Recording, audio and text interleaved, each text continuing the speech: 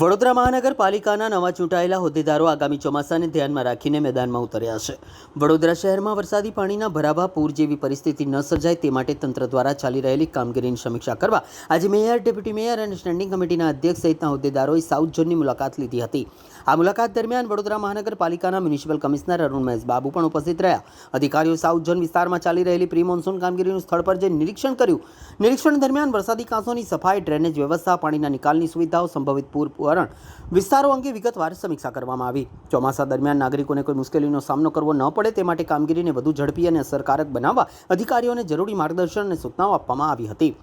હોદ્દેદારોએ જણાવ્યું હતું કે શહેરમાં પાણી ભરાવાની સમસ્યાને રોકવા માટે આગોતરા આયોજન સાથે કામગીરી હાથ ધરવામાં આવી રહી છે. સાથે તમામ વિભાગો વચ્ચે સંકલન વધારી ચોમાસા દરમિયાન ઝડપી પ્રતિસાદ મળી રહે તે માટે પણ ખાસ ધ્યાન આપવામાં આવી રહ્યું છે. ચોમાસા પૂર્વે શરૂ કરાયેલી આ કવાયતને શહેરના નાગરિકોની સુરક્ષા અને સુવિધા માટે મહત્વપૂર્ણ માનવામાં આવી રહી છે. એકચ્યુઅલી અત્યારે વરસાદની સિઝન નજીક છે, તો વરસાદની શરૂઆત એના ગમે તે દિવસમાં વરસાદની શરૂઆત થઈ શકે છે, કે થોડા દિવસ બાકી રહે છે.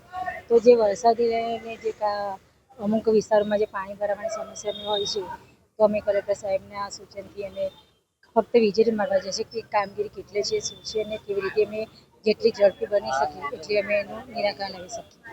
અને બીજું કે ઘણા વિસ્તારોમાં પાણીની પણ સમસ્યા છે, પીવાનું પાણી નથી આવતું, ધંધો આવે છે, તો એને લઈને પણ અમે થોડી વિઝિટને કરીશું ને કયા કારણથી આ બધી જે પ્રોબ્લેમ છે વિસ્તારમાં થઈ રહી છે, તો એને ઉકેલવા માટે અમે કેટલું ઝડપથી એનું નિરાકરણ લાવવા માટે શું કરી શકીએ શું, તો એ માટે અમે ખાલી ડિસ્કસ કરીશું. પૂર્વ વિસ્તારમાં તો અત્યારે પણ ટેન્કર રાજ ચાલી રહ્યું છે એવી ચર્ચાઈ રહ્યું છે, તો ત્યાં માટેનો શું તમારો એક્શન પ્લાન હશે?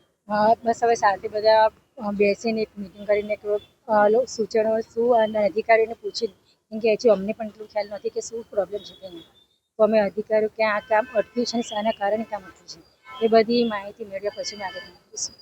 ઓફકોર્સ સૌથી પહેલા ચૂંટેલા વડોદરાના પ્રથમ નાગરિક mayor madam, deputy mayor Shri અને સ્ટેન્ડિંગ કમિટી ચેરમેન અને દંડક અને શાસક પક્ષના નેતા સાથે આજે ફિલ્ડ વિઝિટમાં અમે જઈ રહ્યા છે.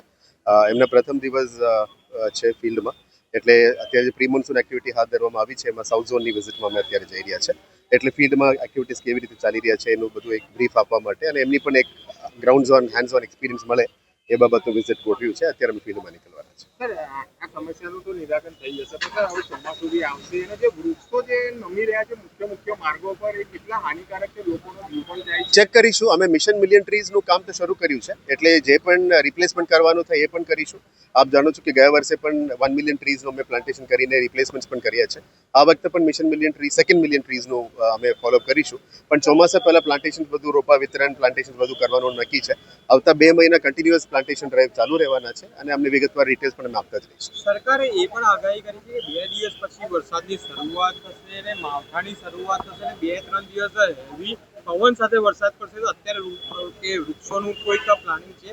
આપ જોઈ રહ્યા છો અત્યારે સમર છે, મોન્સૂન શાવર્સ આવતા 40-50 કિલોમીટરથી વિન્ડ આવે એવું કહી રહ્યા છે, સરકારની આગાહી છે. સરકાર નહીં, વેધર ફોરકાસ્ટ, આઈએમડીનું ફોરકાસ્ટ છે. એ જ્યારે પણ શાવર્સ આવશે એ પહોંચી વળવા માટે જ પ્રી મોન્સૂન એક્ટિવિટી ચાલી રહ્યા છે.